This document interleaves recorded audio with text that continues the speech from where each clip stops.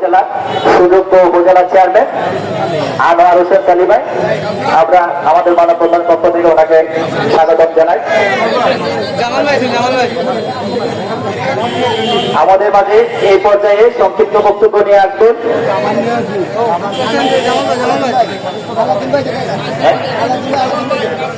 এই পর্যায়ে বড়া ইউনিয়নের পক্ষ থেকে আলাউদ্দিন ভাইকে সংক্ষিপ্ত বক্তব্য দেওয়ার জন্য অনুরোধ জানাচ্ছি। আমরা দেখতে পাচ্ছি সাহিত্যাবাদ থেকে আগত সাবেক ফুটবলার এবং জামাল ফুটবল একাডেমির পক্ষ থেকে সকল ফুটবলাররা আমাদের মানববন্ধনে অংশগ্রহণ করেছেন। আমরা আমাদের ফুটবল একাডেমির পক্ষ থেকে ওনাদেরকে অভিনন্দন জানাই।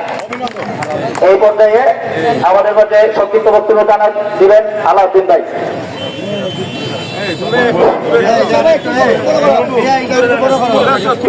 ফুটবল একাডেমি কর্তৃক আয়োজিত আজকের এই মানববন্ধনে বাবুগঞ্জ উপজেলা চেয়ারম্যান সাহেব সহ আমার প্রিয় খেলোয়াড়বৃন্দ যে যেখান থেকে যেভাবে অংশগ্রহণ করছেন প্রত্যেকের প্রতি কৃতজ্ঞতা ও অভিনন্দন। আজকে ব্যারিস্টার সুমনের মতো একজন মানুষকে সেবা দ্বারা হত্যা প্রচেষ্টায় জড়িত হুমকিদাতা, আমরা হুমকিদাতা নয়, আমরা চাই সেবা কারা এই পরিকল্পনার সাথে জড়িত তার সহ উন্মোচন করতে হবে, তাদের গ্রেফতার করতে হবে, তাদেরকে দৃষ্টান্তমূলক শাস্তির ব্যবস্থা করতে হবে।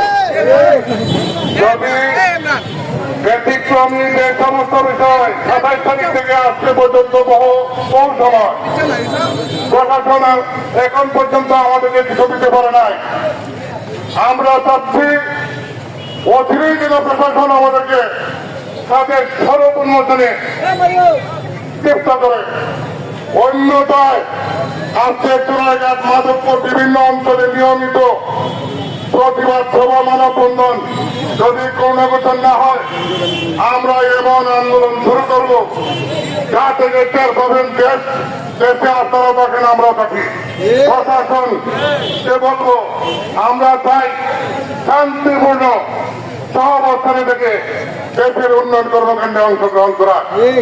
এদেশে যদি বেনজিরের মতো তো বিভিন্ন ধরনের যারা লুটেরা প্রত্যেকে আজকে ব্যারিস্টার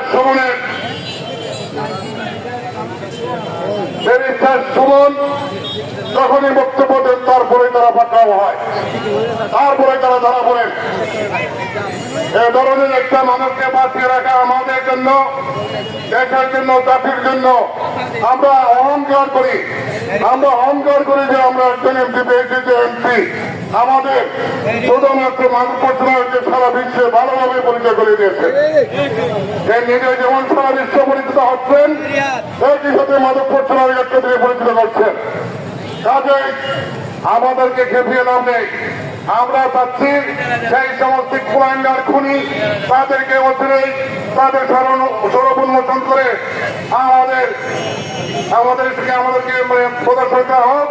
অন্যথায় আমরা এমন আন্দোলনের ডাক দেব যে ডাকে মাধবপুর চুনারঘাট নয়, সারা বাংলাদেশ সহ বহির্বিশ্ব আর টের পাবেন আপনারা। আমাদেরকে এমন পরিবেশে যাইতে দেবেন না। আপনাদেরকে সবাই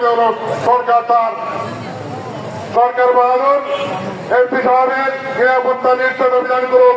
অন্যথায় আমরা শুধু প্রতিবাদ করে এখান থেকে লাগবো না, প্রতিরোধ করার চেষ্টা করবো। সবাইকে ধন্যবাদ জানাচ্ছি, কৃতজ্ঞতা জানাচ্ছি। আসসালামু আলাইকুম।